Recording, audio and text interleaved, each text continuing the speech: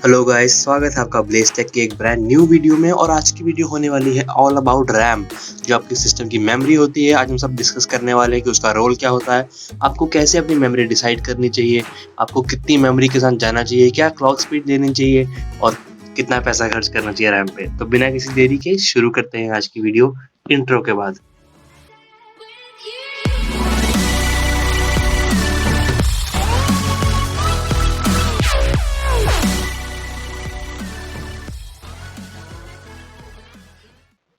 तो पहले ज़्यादा डीप जाने से पहले हम ये डिस्कस कर लेते हैं कि रैम होती क्या है, इसका रोल क्या होता है और काम कैसे करती है बेसिक। तो जो रैम होती है एक स्टोरेज डिवाइस होती है, जैसे आपकी हार्ड डिस्क होती है और आपकी एसएसडीज होती हैं, वैसे ही आपकी रैम भी एक स्टोरेज डिवाइस होती है। पर रैम में डिफरेंस क्या होता है कि रैम में हमेशा जो डाटा तब तक ही स्टोर रहता है जब तक उसको पावर मिल रही है। जैसे उससे पावर हटेगी सारा डाटा इरेज हो जाएगा। पर इसके फ्लिप साइड पे इसका एडवांटेज क्या होता है कि रैम आपकी जो हार्ड ड्राइव और किसी भी फास्टेस्ट एसएसडी से भी कई गुना ज़्यादा फास्ट होती है। तो रैम मेन काम क्या करती है, आपके सीपीयू को डाटा प्रोवाइड करती है। सपोज आपने कोई प्रोग्राम ओपन किया तो सीपीयू को प्रोग्राम का डाटा फटाफट से चाहिए ताकि वो उसको प्रोसेस करे और आपको स्क्रीन पे दिखाए। तो अगर जो डाटा सीपीयू को मिलेगा ही नहीं तो सीपीयू उसको प्रोसेस ही नहीं कर पाएगा और आपको जो डाटा दिखेगा वो बहुत टाइम लगा के दिखेगा या फिर आपको डाटा दिखेगा ही नहीं ऑल टुगेदर। तो सीपीयू के अंदर भी उसकी एक अपनी मेमोरी होती है, जिसको आप कैश मेमोरी बोलते हैं। जब सीपीयू खरीदेंगे तो जब सीपीयू का डिस्क्रिप्शन देखना, कोई भी जब सीपीयू खरीदोगे फिर उसकी डिस्क्रिप्शन पढ़ोगे तो वहाँ पर लिखा होता है 8 MB कैश, 16 MB कैश। तो वो कैश सीपीयू की इंटरनल मेमोरी होती है जो रैम से भी फास्ट होती है। पर उस इंटरनल मेमोरी को भरने के लिए भी डाटा चाहिए, तो वो डाटा उठाते हैं रैम से। तो इससे हमको क्या पता लगा कि रैम का बेसिक काम होता है आपके हार्ड ड्राइव या फिर जो भी आपका स्टोरेज डिवाइस है उससे जो भी डाटा उठाना है। इसकी सपोज आपने कोई प्रोग्राम चलाया, आपने कोई गेम चलाई, तो रैम आपके हार्ड ड्राइव से डाटा उठा के अपने अंदर स्टोर कर लेगी। उसके बाद वो अपने जो उसके अंदर डाटा स्टोर होगा वो सीपीयू को प्रोवाइड करेगी फास्ट स्पीड पे, ताकि आपका सीपीयू उसको फटाफट से प्रोसेस करे और आपको दिखाए। तो पहले आपको किस तरह की रैम चाहिए, तो अगर आप कोई भी नया पीसी बिल्ड कर रहे हैं फिर तो कोई डाउट ही नहीं है, आपको DDR4 रैम ही लेनी है। क्योंकि जो भी आपके मदरबोर्ड्स हैं तो 2016 के बाद से उन्होंने यूनिवर्सल DDR4 को एक्सेप्ट कर लिया है और DDR4 ही चलेगी रैम। कुछ टाइम बाद DDR5 भी आ जाएगी, पर अभी कुछ सालों तक DDR4 ही चलने वाली है। और जबकि DDR3 और DDR3 रैम है वो अब लगा लो कि ऑब्सोलीट हो चुकी है, उसके अब रिगार्डिंग इतने मदरबोर्ड्स नहीं आते हैं, ना वो उसका सपोर्ट भी इतना नहीं है। तो आपको DDR4 की तरफ ही जाना है। अनलेस आपके पास एक पुराना मदरबोर्ड है जो DDR3 ही सपोर्ट करता है तो फिर आपको DDR3 की तरफ जाना पड़ेगा। पर अगर आप नया पीसी बना रहे हैं तो without a doubt DDR4 is the way to go. अब उसके बाद जो हम रैम चूज करेंगे उसके लिए पहले हम रैम की स्पीड देख लेते हैं। स्पीड क्या होती है, जब भी आप रैम खरीदते हैं तो वहाँ पे लिखा होता है कि आपको रैम कितने स्पीड पे मिलेगी।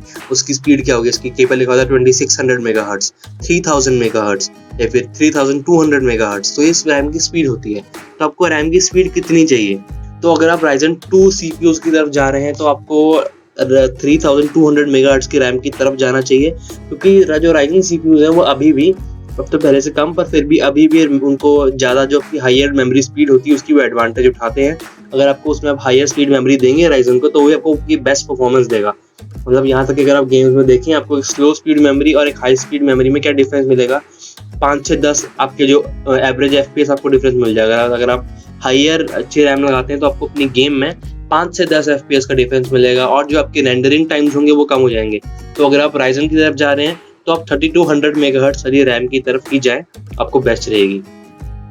और अगर आप इंटेल की तरफ जा रहे हैं तो इंटेल काफ़ी स्टेबल CPUs हैं, तो आप लगा सकते हो 2600 मेगाहर्ट्ज भी आपको अच्छी परफॉर्मेंस देंगे, 3000 मेगाहर्ट्ज भी अच्छी परफॉर्मेंस देंगे। तो आपको इंटेल के लिए बहुत क्रेजी फास्ट रैम की जरूरत नहीं है। ऐसे 3200 मेगाहर्ट्ज भी क्रेजी फास्ट नहीं है, उससे हायर वेरिएंट भी आते हैं, पर एक स्वीट स्पॉट है 3200 मेगाहर्ट्ज आपके Ryzen CPUs के लिए। और अगर आप इंटेल की तरफ जा रहे हैं तो आप 26 मेगाहर्ट्ज या फिर 3000 मेगाहर्ट्ज की रैम ले सकते हैं। अब मोस्ट इंपॉर्टेंट क्वेश्चन, ये तो हमारा clock speed out of the way है कि आप अगर आप जो भी CPU ले रहे हैं सबको क्या स्पीड चाहिए, पर जो स्पीड है वो इतनी मैटर नहीं करती क्योंकि आपको जो परफॉर्मेंस में जो डिफरेंस मिलता है वो बहुत मार्जिनल होता है। तो अगर आपको रैम का जो इम्पोर्टेंट पार्ट है वो होगा आपके रैम की साइज, कि आपको कितने ज़्यादा GB की रैम लेनी चाहिए। तो 2020 में अगर आप गेमिंग कर रहे हैं, अगर आप सिर्फ आप गेमिंग के लिए अपना सिस्टम बना रहे हैं तो आपको एटलीस्ट 16 GB की रैम की तरफ जाना चाहिए। क्योंकि अगर आप 8 GB की तरफ जाते हैं तो अगर आप कोई भी गेम रन करेंगे तो आपके बाकी प्रोग्राम्स के लिए या तो कोई मेमोरी बचेगी ही या नहीं, या फिर बहुत कम मेमोरी बचेगी।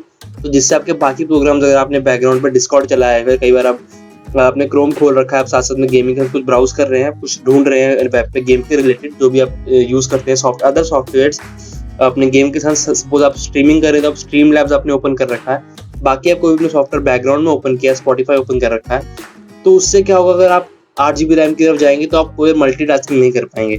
और पीसी गेमिंग का तो एक बहुत बड़ा प्लस पॉइंट ही मल्टीटास्किंग होता है कि आप गेमिंग के साथ साथ और काम भी कर सकते हैं। तो आप 2020 में आप लगा लो 16 GB रैम के साथ जाओ, गेमिंग कर रहे हो, खुश रहोगे, आपको सारे जो आपके प्रोग्राम है साथ में चल जाएंगे। तो ये तो था गेमिंग के लिए। पर अगर आप एडिटिंग या फिर किसी वर्क सेशन आप बिल्ड बना रहे हैं, वर्क सेशन के लिए कर रहे हैं, काम कर रहे हैं, तो 16 GB तो मिनिमम है मतलब आपको शुरू ही 16 से करना है। और आपको ऐसा मतलब कि और जब आपका बजट टाइट है तो आप 16 गीगाबाइट्स पे जाएं। पर अगर आपका बजट थोड़ा आपको अलाउ करता है तो आप लगा लो 32 GB की तरफ भी जा सकते हैं, 64 GB की तरफ भी जा सकते हैं, क्योंकि जो वर्क सेशन होते हैं वो ज़्यादा हायर मेमोरी डिमांड करते हैं आपके एडिटिंग सॉफ्टवेयर।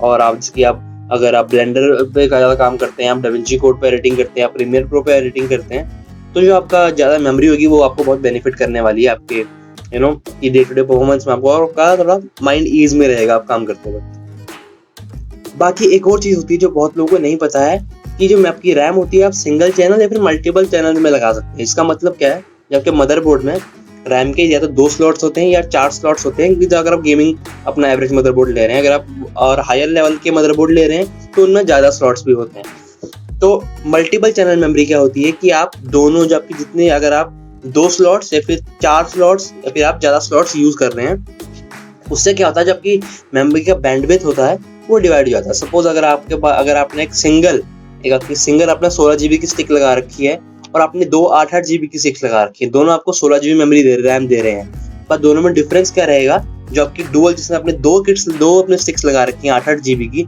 वो आपको ज़्यादा बेटर परफॉर्मेंस देगी क्योंकि वो डुअल चैनल में हो गई है। आपके CPU को अब 2 चैनल्स मिल गए हैं डाटा ट्रांसफर करने के लिए अपने अंदर, तो वो क्या करेगा, डाटा आपके बहुत ईजिली फ्लो होगा, मतलब कि डाटा जब आपका ट्रांसफर होगा और फास्ट हो जाएगा, आपकी बैंडविड्थ बढ़ जाएगी और आपका जो परफॉर्मेंस है वो उसमें आपको इंक्रीज देखने को मिलेगा।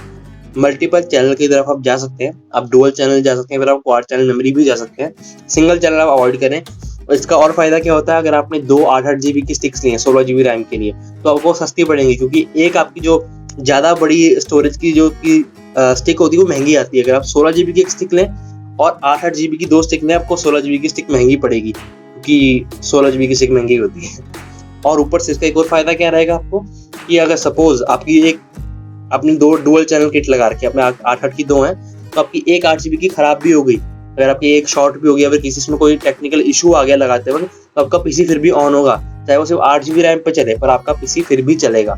पर अगर आपके पास 16 GB की किट है, 16 GB की आपकी सिंगल स्टिक है और वो खराब हो गई, बाई चांस शॉर्ट हो गई या फिर कोई भी उसमें टेक्निकल एरर उसमें भी आ गया, तो आपका पीसी बंद पड़ जाएगा, आपका पीसी क्रैश हो जाएगा और आपको जब तक नई रैम नहीं लगाएंगे आपका पीसी नहीं चलेगा। तो अगली चीज़ तो ध्यान रखनी है रैम खरीदते वक्त, वो होगी आपकी मेमोरी प्रोफाइल, मतलब आपकी जो रैम की हाइट है वो कितनी है, क्योंकि जो रैम स्लॉट्स होते हैं ज़्यादातर आपके CPU के बिल्कुल बगल में होते हैं। तो अगर आप रैम अपने थोड़ी ज़्यादा, अगर अपनी जो रैम की प्रोफाइल, आपकी रैम की हाइट थोड़ी ज़्यादा बड़ी है, तो हो सकता है कि जो कूलर आप लगा रहे हैं वो उसमें फिट ना आए।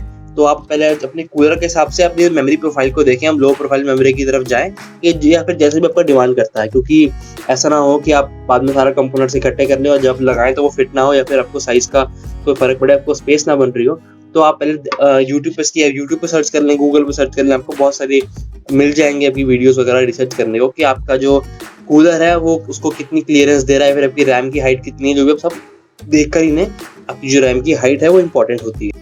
जो लास्ट पार्ट होगा तो उसकी मोस्ट इंपॉर्टेंट हमारे लिए जो एवरेज हमारे गेमर्स हैं, क्योंकि जो हम हैं बजट पे गेमर्स हैं, बहुत पैसा नहीं है हमारे पास इसकी बहुत ज़्यादा खर्चा करने को, पर जिसकी अब जब रैम लेने जाएंगे तो आपको ज़्यादातर 8 GB रैम्स मिलेंगी और आपको मतलब फैंसी जो दिखने में बहुत कूल रैम होती हैं आपको वो मिलेंगी। पर अगर आप टाइट बजट पे हैं आप उनकी तरफ मत जाएं, क्योंकि जो उनका प्राइस होता है वो काफ़ी ज़्यादा होता है, क्योंकि वो आपको 8 GB ऑफर कर रही है तो उनका प्राइस काफ़ी ज़्यादा होगा। पर आपकी सेम GB की मेमोरी और आपकी सेम जिसकी क्लॉक स्पीड है वो सेम मेमोरी आपको बिना 8 GB के सस्ती पड़ती है। तो अगर आप टाइट बजट पे हैं, आपको इतना मैटर नहीं करता, मेरे हिसाब से आप बिना प्लेन रैम की तरफ जाएं।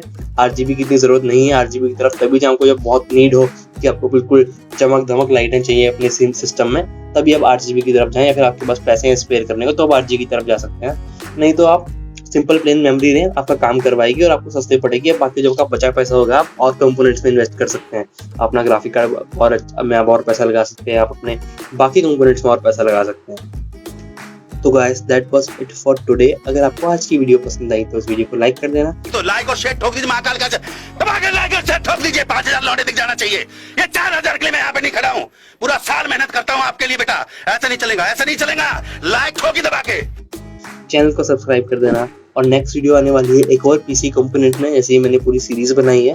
पहले मैंने आपको पूरा एक्सप्लेन किया था कि क्या क्या पार्ट्स होते हैं, तो मैंने आपको सीपीयू एक्सप्लेन किया था। इस वीडियो में मैंने आपको रैम एक्सप्लेन की है और अगली वीडियो में मैं आपको कोई और पीसी कंपोनेंट एक्सप्लेन करूंगा, होपफुली आपका ग्राफिक्स कार्ड।